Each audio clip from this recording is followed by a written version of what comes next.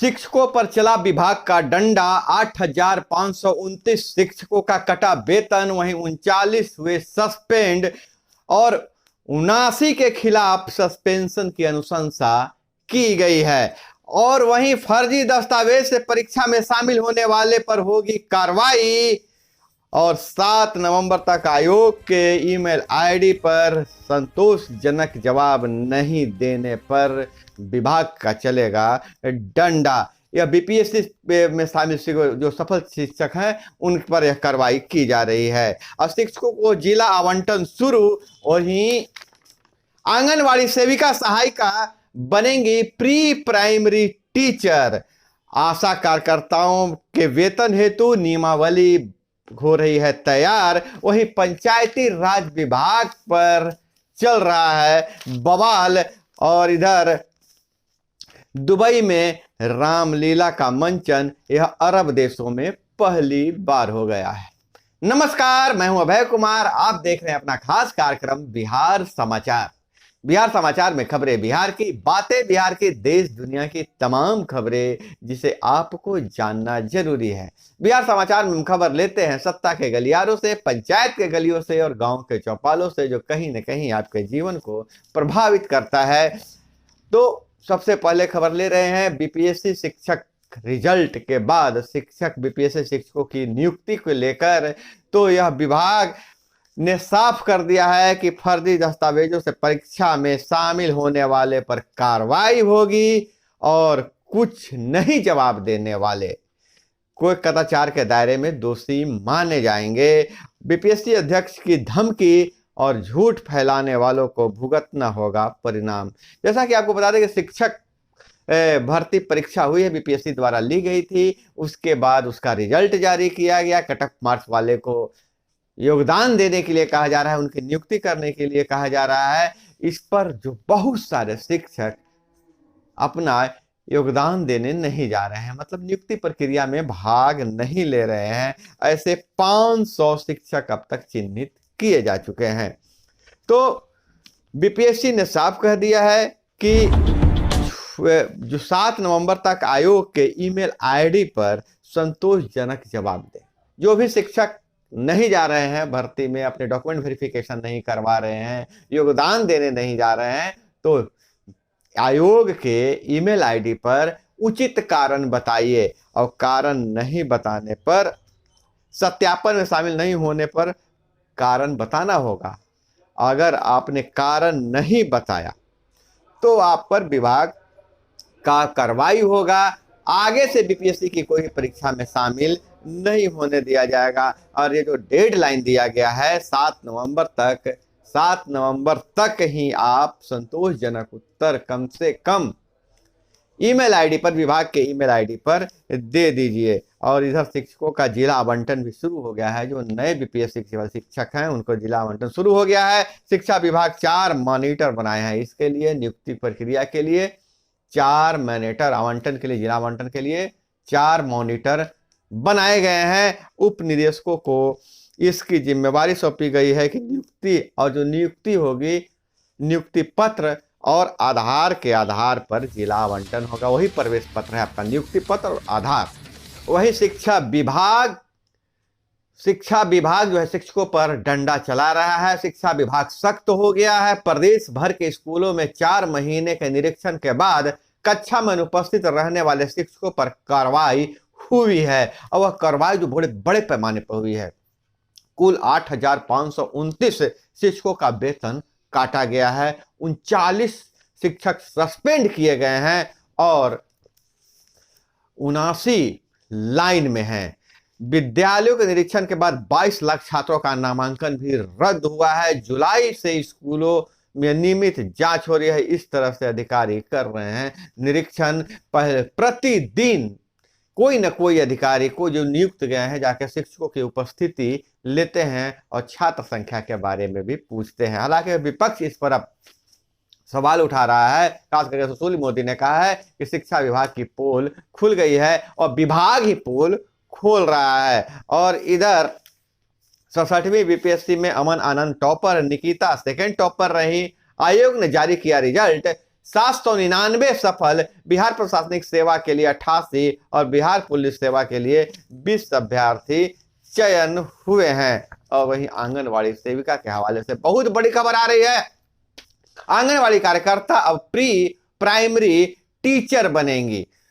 नई शिक्षा नीति के तहत अब जो भी शिक्षा है सो बचपन से दिया जाएगा और बचपन से देने के लिए इन्हें आंगनवाड़ी सेविका सहायिका को प्री प्राइमरी टीचर बनाया जाएगा, उन्हें प्रशिक्षण दिया जाएगा। इसके लिए डॉक्यूमेंट्स मांगा जा रहा है, योग्यता मांगी जा रही है। नई शिक्षा नीति के तहत अब आंगनवाड़ी सेविका सहायिका को प्री प्राइमरी टीचर बनाया जाएगा, उन्हें भी अब सरकारी कर्मी बनाया जाएगा। तो बहुत बड़ी खबर है यह आंगनवाड़ी कार्यकर्ताओं के हवाले से। हालांकि आंगनवाड़ी सेविका सहायिका लगातार आंदोलन कर रही हैं और उन अपने मानदेय को बढ़ाने को लेकर, अन्य सुविधाओं को लेकर, लेकिन यह राहत भरी खबर आई है, अच्छी खबर यह आई है कि इन्हें अब, हालांकि सवाल भी उठता था कि इनको राज्यकर्मी का दर्जा किस आधार पर दिया जाए, तो जब इन्हें इनका चयन प्री प्राइमरी टीचर के रूप में हो जाएगा तो ये शिक्षक हो जाएंगी। आंगनवाड़ी सेविका सहायिका शिक्षक हो जाएंगे। हालांकि केंद्र सरकार ने साफ कर दिया है कि आंगनवाड़ी केंद्रों को प्ले स्कूल के रूप में विकसित किया जाएगा।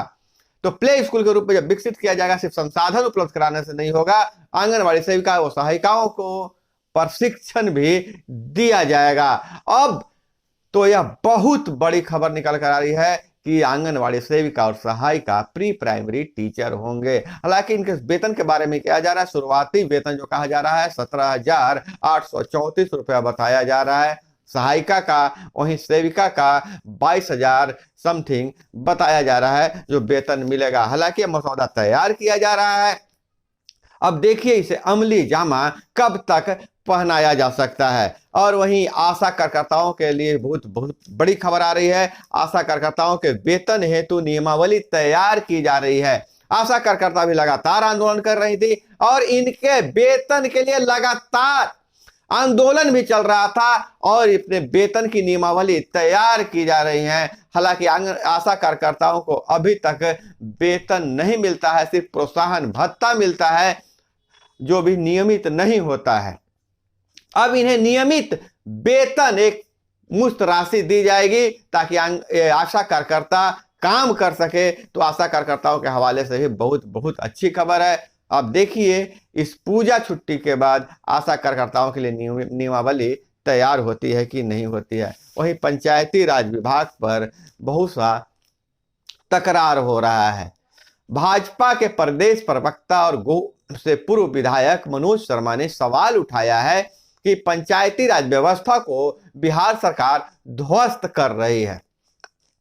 उन्होंने आरोप लगाया था कि 15वीं वित्त की राशि जो है केंद्र सरकार देती है और जो पंचायतों द्वारा खर्च होना चाहिए उसे उठाकर ब्रेडा को दे दिया गया है। अब मुखिया जी से लेकर वार्ड सदस्य तक के जिम्मे वह राशि खर्च करने की जिम्मेवारी उन्हें नहीं मिली है और ब्रेडा जो है से अपने मर्जी के हिसाब से सोलर लाइट और हाई मास्ट लाइट लगा रही है जो पंचायतें, जबकि पंचायतों में ग्राम पंचायत है, उसका सदन है जो खुद तय करता है कि हमारे पंचायत में कौन सा काम होना चाहिए, प्राथमिकता के आधार पर काम होना चाहिए। तो 15वीं वित्त की राशि को कर दिया गया है ब्रेडा के हवाले। इस पर मनोज शर्मा ने सवाल उठाया था, उसके बाद से यह बवाल उठा हुआ है। राज्य सरकार कह रही है कि भाजपा के नेता सिर्फ बयानवीर हैं, सिर्फ बयान देते हैं। हमने पंचायती राज व्यवस्था के अंतर्गत बहुत सारे काम किए हैं,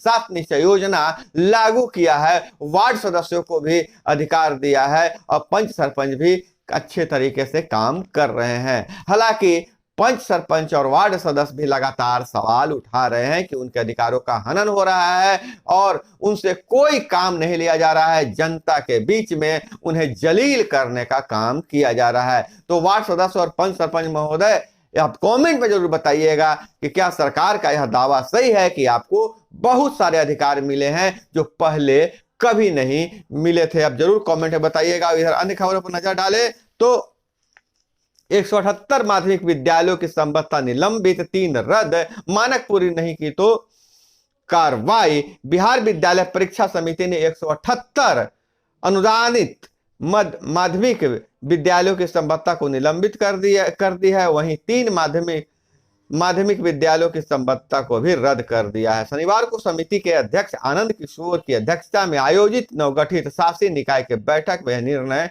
लिया गया है। नियमावली 2011 में वर्णित प्रावधानों में के अधिकांश शर्तों को पूरा नहीं करने के कारण समिति ने यह निर्णय लिया है। और इधर अब गूगल मैपिंग से जानी जाएगी पानी की लीकेज और ब्लॉकेज, तकनीकी का सहारा लिया जाएगा। पेयजल की बचत के लिए नई कवायद शुरू हो गई है। भविष्य में पानी की उपलब्धता पर भी चलेगा, पानी की उपलब्धता का भी पता चलेगा, मिट्टी की क्वालिटी का पता लगाया जाएगा। तो टेक्नोलॉजी का उपयोग किया जा रहा है। गूगल मैपिंग से अब पानी का लीकेज और ब्लॉकेज को जानकारी ली जाएगी, उसका जांच की जाएगी। और महागठबंधन में नीतीश की उपेक्षा के सूत्रधार हैं ललन। डॉक्टर रणवीर नंदन बोले हैं कि जो महागठबंधन में नीतीश कुमार की उपेक्षा हो रही है, यह इसका सूत्रधार जो है से ललन है। तो विधान पार्षद व भाजपा के वरिष्ठ नेता डॉक्टर रणवीर नंदन ने एक बार फिर जदयू के राष्ट्रीय अध्यक्ष ललन सिंह पर निशाना साधा है। और वहीं पूर्व मुख्यमंत्री सुशील मोदी के बयान पर कांग्रेस का पलटवार। कांग्रेस ने कहा है कि सुशील मोदी राजनीतिक बेरोजगार हताशा में देते हैं हास्यास्पद बयान। वहीं सुशील मोदी ने कहा, हिम्मत है तो, अगर नीतीश कुमार में हिम्मत है तो अडानी ग्रुप से हुए समझौते को रद्द कर दे। और FOB बनाने के लिए ग्रामीणों ने किया प्रदर्शन, रेल अधिकारियों को समझाने पर ही शांत हुए। और इधर 67वीं BPSC में के ज्यादातर टॉपर पिछली परीक्षा में भी हुए थे सफल। और राष्ट्रीय इंटर कॉलेज क्रॉसवर्ड के प्रतीक बने विजेता और ट्रक से चोरी कर रहे थे डीजल, शोर मचाने पर दुकानदार को मारी गोली। समस्तीपुर से खबर आ रही है। समस्तीपुर पेट्रोल पंप से सटे एक होटल के पास खड़े ट्रक से चोरी किया जा रहा था तेल, और जब होटल मालिक ने शोर मचाया तो उसे गोली मार दिया गया। और यह नीतीश ने कहा है, बड़ा बेटा बनकर अपना वादा निभाया, आशीर्वाद नहीं आभार। 13 साल पहले आनंद मोहन की मां ने कहा था, आप ही इंसाफ करिएगा।